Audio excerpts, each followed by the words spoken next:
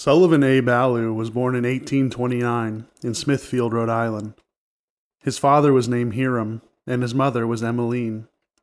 The Ballous were a distinguished Huguenot family and a pillar of their local community. Sullivan's father died when he was only 4 years old, but this did not hinder his journey into becoming a very intelligent young man. Sullivan attended Brown University and then National Law School in Ballston, New York. He began practicing law in Rhode Island in 1853 and soon after was elected to the Rhode Island House of Representatives. In 1855, he married his wife Sarah Hart Shumway, and they soon had 2 sons, Edgar and William. Sullivan rose to Speaker of the House and was an open and ardent supporter of Abraham Lincoln and the Republican Party. One might say that Sullivan Ballou had the perfect life, comfortable and all-American. In 1861, the South Carolina militia bombarded Fort Sumter in Charleston, beginning the Civil War. Being both a politician and a member of high society, Sullivan Ballou may have been able to avoid service in the war, but this was not the kind of man that he was. Sullivan immediately volunteered for service and was commissioned a major in the 2nd Rhode Island Infantry Regiment. Basic training for the 2nd Rhode Island was completed at Camp Clark in Washington, D.C. by July 1861, and in the same month the regiment joined the Union Army of Northeastern Virginia. On July 21, 1861, the First Battle of Bull Run, also called First Manassas, commenced in Prince William County, Virginia. In just one day, nearly 5,000 men died. The battle ended with a Confederate victory, ending any hope for a quick civil war.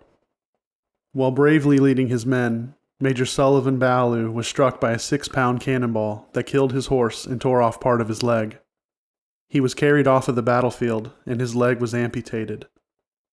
When the Union Army was defeated and forced to retreat, the wounded were left behind, including Major Ballou. A week later, he died from his injuries at the age of 32. His 24-year-old wife, Sarah, never remarried, and lived out the remainder of her life with her son William, dying in 1917 at the age of 82. A year after Sullivan fell in battle, a letter addressed to his wife was discovered in his personal army trunk. The governor of Rhode Island, William Sprague IV, personally hand-delivered the letter to Sullivan's widow Sarah. These are his words.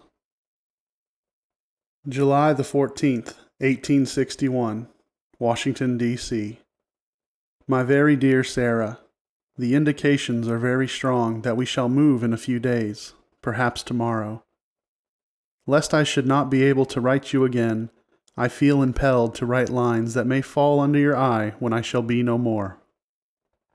Our movement may be one of a few days' duration and full of pleasure, and it may be one of severe conflict and death to me. Not my will, but thine, O God, be done. If it is necessary that I should fall on the battlefield for my country, I am ready. I have no misgivings about, or lack the confidence in, the cause in which I am engaged, and my courage does not halt or falter. I know how strongly American civilization now leans upon the triumph of the government, and how great a debt we owe to those who went before us through the blood and the suffering of the Revolution. And I am willing, perfectly willing, to lay down all my joys in this life to help maintain this government and to pay that debt. But my dear wife, when I know that with my own joys I lay down nearly all of yours, and replace them in this life with cares and sorrows, when after having eaten for long years the bitter fruit of orphanage myself, I must offer it as their only sustenance to my dear little children. Is it weak or dishonorable, while the banner of my purpose floats calmly and proudly in the breeze, that my unbounded love for you, my darling wife and children, should struggle in fierce, though useless, contest with my love of country? Sarah, my love for you is deathless. It seems to bind me to you with mighty cables that nothing but omnipotence could break, and yet my love of country comes over me like a strong wind, and bears me irresistibly on with all of these chains to the battlefield. The memories of the blissful moments I have spent with you come creeping over me, and I feel most gratified to God and to you that I have enjoyed them for so long. And hard it is for me to give them up and burn to ashes the hopes of future years, when, God willing, we might still have lived and loved together, and seen our sons grow up to honorable manhood around us.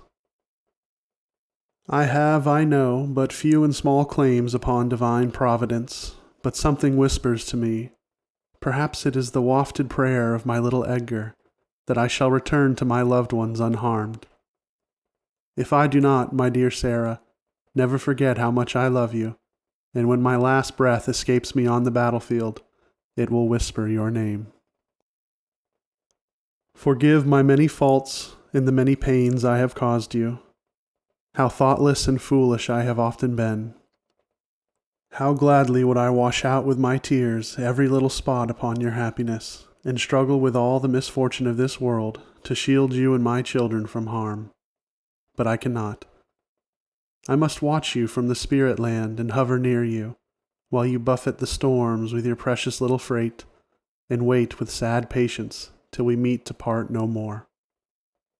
But, O Sarah, if the dead can come back to this earth and flit unseen around those they loved, I shall always be near you, in the brightest day and in the darkest night, amidst your happiest scenes and gloomiest hours, always, always.